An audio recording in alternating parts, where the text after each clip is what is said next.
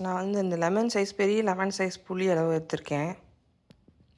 இதை வந்து மைக்ரோவேவில் வச்சு நல்லா சூடு பண்ணி எடுத்துக்கலாம். கடுகு சீரகம் போட்டுடலாம்.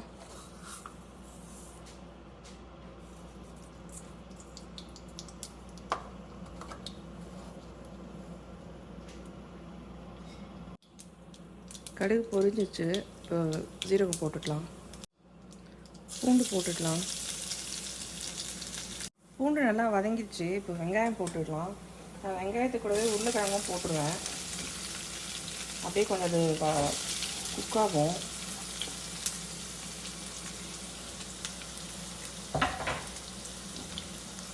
வெங்காயம் வதங்கிச்சு. இப்போ தக்காளி போட்டுக்கலாம்.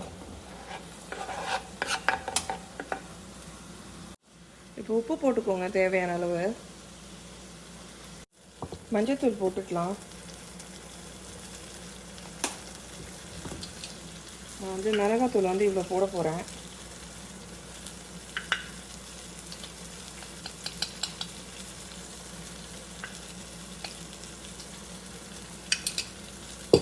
தனியாத்தூள் 1 ஸ்பூன் நல்லா பெரிய ஸ்பூனில் போடணும். கொஞ்சம் எக்ஸ்ட்ரா போட்டுக்கலாம். நல்லா இது எண்ணெயிலே வதங்க விடுங்க. நான் கிட்டத்தட்ட 2.5 கிளாஸ் தண்ணி இருக்கும் இதில். அந்த புளி தண்ணி எல்லாம் சேர்த்து அதை ஊற்றிருக்கேன். இது நல்லா கொதித்து இந்த உருளைக்கிழங்குலாம் வெந்ததுக்கப்புறம் தேங்காய் போட்டு ஆஃப் பண்ணிடலாம். நான் இன்னுமே ஒரு 3/4 ஸ்பூன் மிளகாத்தூள் போட்டேன். ஸோ இப்போ வந்து புளி ஊற்றிடலாம்.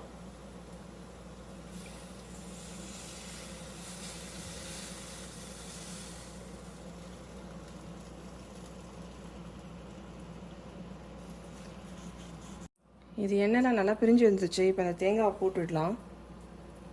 இது வந்து ரொம்ப சின்னதாக தான் இது பண்ணி இப்போ கட் பண்ணி வச்சுருப்பாங்க, துருவி வச்சுருப்பாங்க. ஸோ அந்த அளவுக்கு இருக்கும். அந்த அளவு அதே மாதிரி அப்படி உங்களுக்கு ரொம்ப பெருசாக இருந்தால் மிக்சியில் கொஞ்சம் அரைச்சிக்கோங்க. இதில் கொத்தமல்லி இருந்தால் கொத்தமல்லி போட்டு இறக்கிடுங்க. லைட்டாக கொதி வந்ததும் ஆஃப் பண்ணிடலாம். குழம்பு ரெடி ஆகிடுச்சு. ஸோ இன்றைக்கி வந்து சாட்டர்டேஸ் என்ன ஸ்பெஷல்னால் புளிக்குழம்பு, சாதம், பீன்ஸ் பொரியல், பொடி, நெய், அப்புறம் கொஞ்சம் லெஃப்ட் ஓவர் சப்பாத்தி இருக்குது. இந்த வீடியோ பிடிச்சிருந்தா லைக் பண்ணுங்கள், ஷேர் பண்ணுங்கள், சப்ஸ்கிரைப் பண்ணுங்கள். தேங்க்யூ.